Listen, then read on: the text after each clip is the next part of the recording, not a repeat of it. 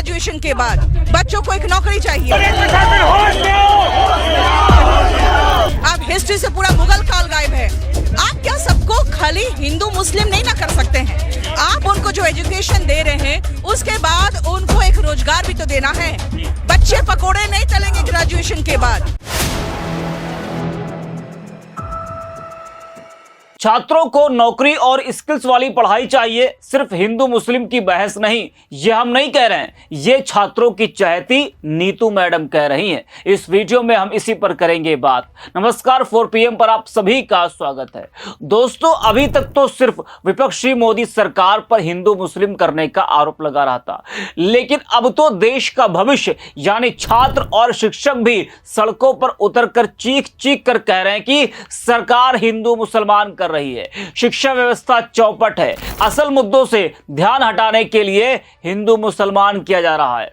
बच्चों के दिमाग में जहर भरा जा रहा है। किताबों से मुगल काल गायब कर सिर्फ और सिर्फ हिंदू मुसलमान की राजनीति असल मुद्दों से ध्यान भटकाने के लिए की जा रही है। जी हां दोस्तों, अपनी इस वीडियो में बिना देरी किए आपको बताते हैं कि मशहूर शिक्षिका नीतू मैडम आखिर क्यों बरसी हैं। उनका जो बयान सामने आया है वो सीधे सरकार पर हमला है। हालांकि उन्होंने किसी का नाम तो नहीं लिया, लेकिन उन्होंने जो कहा कि ग्रेजुएशन के बाद बच्चे पकोड़े नहीं तलेंगे, पकोड़े तलने वाली बात किसने कही थी? तो उसी ज्ञान पर नीतू मैडम ने यह बात बोली है। पूरा बयान सुनाने से पहले आपको बता दें कि एसएससी की परीक्षाओं में कथित गड़बड़ियों के विरोध में हजारों अभ्यर्थी दिल्ली के रामलीला मैदान में धरने पर बैठे, लेकिन दिल्ली पुलिस ने उनमें से कई लोगों को हिरासत में लिया। अभ्यर्थियों का आरोप है कि दिल्ली पुलिस ने गैर कानूनी तरीके से उन्हें प्रदर्शन स्थल से हटाने का प्रयास किया, जबकि उनके पास 2 दिन तक प्रदर्शन करने की अनुमति थी।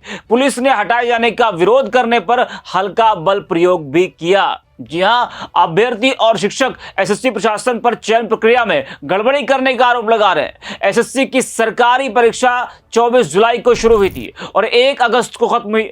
अभ्यर्थियों ने इस परीक्षा में प्रशासनिक खामियों, तकनीकी गड़बड़ियों और परीक्षा केंद्रों की खराब स्थिति को लेकर सवाल उठाए। वहीं अभ्यर्थियों के प्रदर्शन में शिक्षक भी शामिल हुए। मशहूर शिक्षिका नीतू मैम जो छात्रों की चहेती हैं, जिनके पढ़ाने के तरीकों को छात्र खूब पसंद करते हैं, उन्होंने प्रदर्शन में शामिल होकर जो बयान दिया है वो इस वक्त सुर्खियों में है और हर तरफ उनके बयान की चर्चा हो रही है। नीतू मैम ने एसएससी प्रोटेस्ट में सरकार को सीधा संदेश दिया, कहा कि एजुकेशन से पीरियोडिक टेबल और मुगल काल हटाना बच्चों का भविष्य नहीं बनाएगा।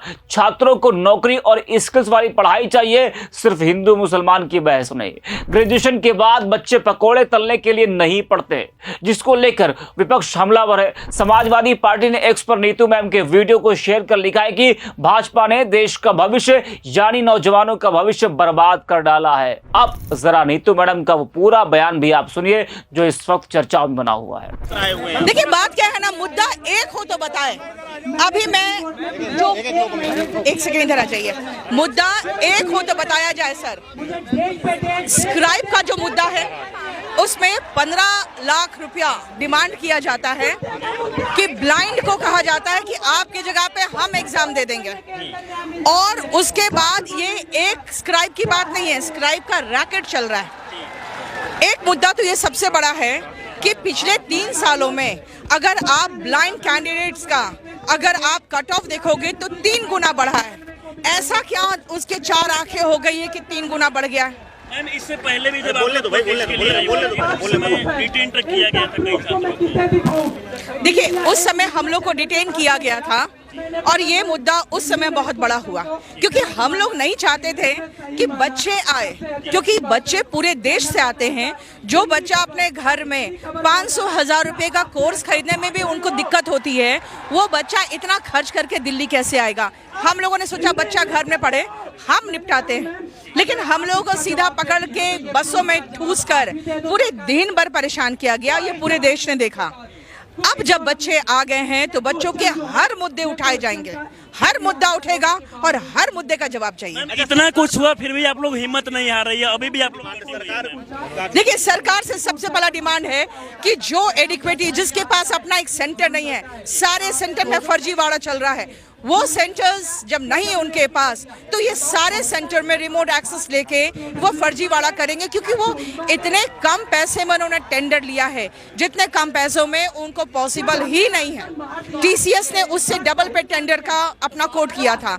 दूसरी बात है कि एग्जाम रिफॉर्म खाली एसएससी की बात नहीं है।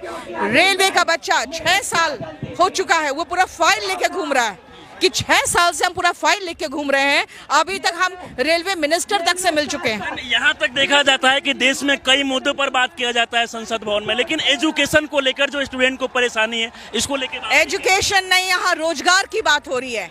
एजुकेशन के नाम पर आप तो हर साल प्रमोशन देकर एक डिग्री तो थमा ही दे रहे हैं। बच्चे एम्प्लॉयबल तो अब बना ही नहीं रहे हैं, क्योंकि उनको कुछ भी एजुकेशन दिया जा रहा है। अब आप देख सकते हैं कि सिर्फ खुश करने के लिए पूरे के पूरे देश में आप देख रहे हैं, केमिस्ट्री से आपका पीरियोडिक टेबल गायब है, आप हिस्ट्री से पूरा मुगल काल गायब है।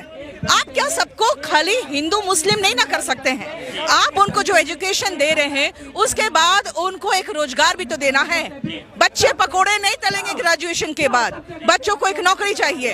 और जो एक middle class, lower middle class family के बच्चे हैं, वो क्या करेंगे? उनका स्टार्टअप का मतलब क्या होता है? ठेला और रिक्शा। भाई, ठेला अगर लगाना है तो किसी को पढ़ने की जरूरत ही नहीं है, वो पकोड़े बेच लेगा 6-7 क्लास पढ़ के। लेकिन जब वो ग्रेजुएशन कर रहा है और मेहनत कर रहा है और आपसे भीख नहीं मांग रहा है, वो एक सरकारी नौकरी भीख में नहीं मांग रहा, तो कम से कम उसको मौका तो देंगे आप, फ्री एंड फेयर मौका देंगे ना। बस क्या आप लोग अभी लगातार यहाँ पर डटे रहेंगे? अरे टीसीएस भाड़ में जाए, एडिक्वेटी भाड़ में जाए, हमें फ्री एंड फेयर चाहिए एक एग्जाम सिस्टम जिसमें बच्चों को अपनी काबिलियत दिखाने का मौका मिले। हमें ना टीसीएस से मतलब है, ना एडिक्वेटी से मतलब है। हम टीसीएस के समय में भी लड़ाई लड़ रहे थे, उस समय हमारे 4 से 5 मुद्दे थे, अब तो पूरा का पूरा सिस्टम ही डैमेज हो गया। टीसीएस नहीं चाहिए मुझे, लेकिन हमें कोई तो ऐसा चाहिए जिसका एग्जाम सिस्टम प्रॉपर हो। अब तो एक पेन, एक पेंसिल, एक पेपर के लिए लड़ना पड़ रहा है बच्चों को।